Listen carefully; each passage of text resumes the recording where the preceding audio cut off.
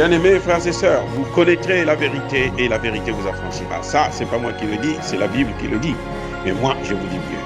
Vous connaîtrez la vérité historique, notamment celle de vos ancêtres kémites, et vous aurez une vision globale de ce que c'est que la vraie souveraineté politique. J'ajoute, vous reviendrez à la spiritualité africaine ancestrale et vous comprendrez les enjeux de l'indépendance économique. Et pour terminer, vous accepterez votre identité culturelle kémite et vous obtiendrez deux choses. La première, c'est la paix. La seconde, c'est le développement, à une condition. L'unité de toute l'Afrique noire, l'unité de tous les Noirs du monde entier. Otep à tous, bienvenue sur la chaîne des panafricanistes, par essence, par conviction et par excellence. Celle des citoyens kémites par nécessité et obligation de combat. Nous sommes une chaîne qui n'est guidée que par nos ancêtres, et rien que par les ancêtres qui appartiennent à l'égrégore du monde noir. Par conséquent, nous ne croyons en aucun Dieu venu de l'étranger. Toutefois, cette vidéo n'est aucunement destinée à inciter à la haine ou à la violence, car nous menons un combat qui est d'abord et avant tout spirituel, intellectuel et politique. Ensuite, il est démocratique, géopolitique et géostratégique contre l'impérialisme, le colonialisme, le néocolonialisme et l'endocolonat, qui sont tous qualifiés de crimes contre l'humanité. Nous menons ce combat sur la base du principe fondamental que nous avons hérité de nos ancêtres kémites, qui est celui de la Mahat, c'est-à-dire solidarité, vérité et justice. Vous êtes donc en droit de connaître la vérité, et nous avons l'obligation de vous dire la vérité, rien que la vérité, afin que justice soit rendue au continent africain. Et ça, c'est notre modeste contribution dans cette noble lutte en faveur de la souveraineté, la dignité, la solidarité et l'unité africaine. Ça, c'est ce que nous appelons le panafricanisme.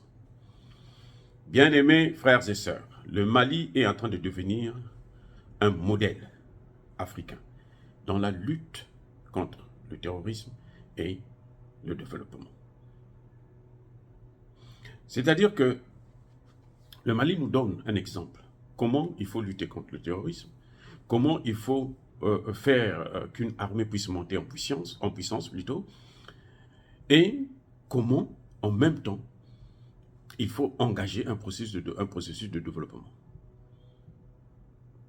Ça, c'est à saluer. C'est vraiment formidable. Ce que le Mali est en train de faire en temps de guerre, nous avons des chefs d'État africains qui ont passé 30 ans, 20 ans, 40 ans, mais qui n'ont jamais pu faire de telles prouesses économiques. Comment pouvez-vous expliquer qu'un chef d'État qui passe 10 ans, 20 ans, 30 ans, 40 ans au pouvoir, il n'a créé aucune usine, aucune entreprise de l'État, aucune, où l'État est majoritaire? C'est un problème. Le Mali nous montre comment il faut faire. Quels sont les partenaires avec lesquels il faut travailler. Il y a des gens qui ont toujours dit qu'il faut se contenter, se focaliser, rester accroché aux partenaires dits historiques ou au premier partenaire, c'est-à-dire celui qui est venu avant les autres, pas celui qui est le meilleur. Comme Van der Leyen, plutôt comment vous l'appelez, son nom c'est qui? Del Rey venait de le dire au Burkina Faso, que nous, on est le premier partenaire du Burkina Faso dans la lutte contre le terrorisme. L'Union européenne, c'est le premier partenaire. Oui, nous sommes d'accord, mais l'Union européenne n'est pas le meilleur partenaire. Ça, c'est la nuance qu'il faut faire. Elle dit que nous sommes le premier partenaire parce que nous sommes venus avant les autres. Donc, nous sommes le partenaire historique et naturel. Mais au fond, elle sait, elle est consciente que lorsqu'on fait le bilan, c'est nul. Donc, ils ne sont pas le meilleur partenaire. Le meilleur partenaire aujourd'hui, dans tous les cas, en matière de sécurité, c'est la Russie. En matière économique, c'est la Chine. Et c'est ce que le Mali est en train de faire. C'est les choix que le Mali a optés. Et tous les pays qui vont se lancer dans ce domaine-là, ils verront comment ils vont évoluer. Les pays qui vont rester en arrière, qui ne vont pas accepter ce changement, ben, tant pis pour eux. La preuve, c'est que vous avez des chefs d'État qui sont là pendant 40 ans, et qui n'ont jamais eu une seule entreprise comme aujourd'hui le Mali est en train de faire. le Mali crée en moins d'un an, Assimi Goïta est en train de créer l'une des plus grandes entreprises de transformation du coton en Afrique. Jamais vu. Il va créer 2 compagnies, 2 entreprises, recruter plus de 5000 personnes. Et ces entreprises vont occuper un espace de 70% à Bamako et 70 hectares à Bamako et 50 hectares dans une autre ville du Mali. C'est saluable, c'est incroyable. On a vu qu'avec Assimi Goïta, la production du coton du Mali a augmenté à hauteur de 760 000 tonnes. Et le prix a augmenté. Le coton qu'ils achetaient à 200 francs CFA le kilo, aujourd'hui on l'achète à 280 au Mali. Donc voilà, ce sont des prouesses que aucun, même pas Alassane Ouattara, peut en être fier d'avoir fait dans son pays, ou dans ce qu'il dit être son pays. Aucun, nos dirigeants, là, les pays français, de la France-Afrique, là, les francophones, là, ils n'ont qu'à nous montrer ce qu'ils ont fait. Regardons maintenant le bilan. C'est ça, vous allez voir maintenant, aujourd'hui, la jeunesse est obligée de se livrer à la drogue et tout, pour ne pas penser à la souffrance, pour ne pas penser à l'avenir, pour ne pas penser à ce qu'ils sont en train de subir, pour ne pas s'occuper des leaders. Et chaque fois quand ils veulent se mobiliser un peu, on va dire, oh, vous savez, ce sont des drogués. Et ce sont eux-mêmes qui laissent passer la drogue. C'est un problème. Nous devrons commencer à suivre le modèle du Mali et un peu du Centrafrique. Ce que nous demandons à Assimi Goïta maintenant, c'est de changer la monnaie aussi. Parce qu'on ne peut pas évoluer avec la monnaie qui ne nous appartient pas, où on est obligé de perdre une bonne partie de nos réserves, de nos devises. Et c'est pour ça que je dis, 24 mois là, ça ne suffit pas pour Assimi Goïta. Il doit rester là. Sauf si on lui donne la possibilité de se présenter, sinon pas d'élection. Il doit rester là. On s'en fout de ce que les Occidentaux vont penser. Nous ne vivons pas de la démocratie. Parce que la démocratie, vous voyez, dans des autres pays, au Congo-Brazzaville, mon pays, il y a la démocratie, hein, entre guillemets, bien entendu. Mais regardez le chômage, il est à combien? Entre 90 et 99% des jeunes qui sortent de l'école ne trouvent pas du travail. Et vous pensez que, voilà, à quel est l'intérêt d'avoir la démocratie si c'est pour mener une vie pareille? Donc le Mali doit nous aller de l'avant. Les Maliens doivent comprendre qu'ils n'ont pas le droit de lâcher Assimi Goïta. Il faut qu'on continue avec lui. S'ils veulent la démocratie, alors Assimi Goïta doit être aussi candidat comme tous les Maliens.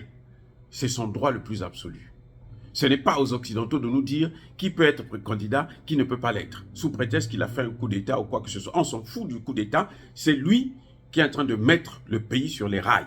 Il a redressé l'armée est en train de monter en puissance, il est en train de maintenant corriger les questions, les problèmes économiques. Et donc, il faut saluer cela. Pareil pour Touadéra au Centrafrique. Regardez, il vient de nous amener maintenant le siège des BRICS en Afrique centrale.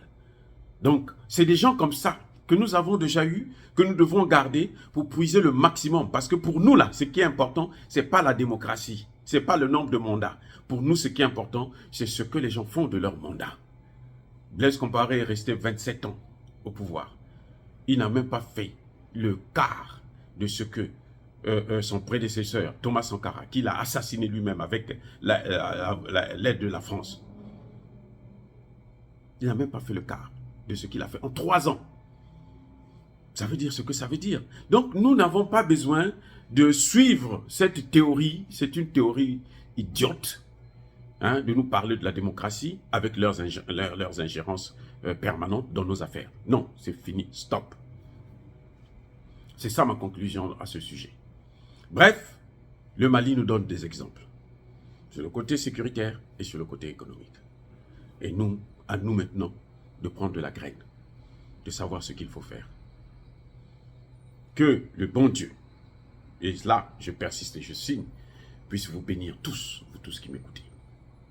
Quel que soit ce que vous êtes, quels que soient les problèmes que vous avez, qu'ils soient avec vous. pour pacifier, pour vous caresser, vous apporter sa lumière. Mais par contre, tous ceux qui maudissent, plutôt qui détruisent l'Afrique, qui pillent l'Afrique, qui déstabilisent l'Afrique, qui persécutent les Africains, notamment les panafricanistes, qu'ils soient foudroyés, qu'ils soient maudits, qu'ils soient punis, qu'ils soient neutralisés, qu'ils soient écrasés par le Dieu des Kémites et par nos ancêtres angélisés. Je dis et j'assume.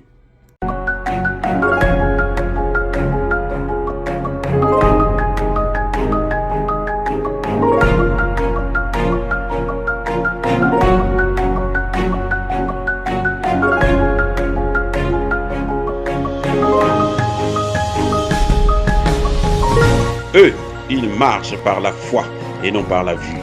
Mais moi, je vous conseille vivement de marcher par la connaissance scientifique et historique, notamment celle de nos ancêtres kémites, par les 5 sens et par l'intelligence.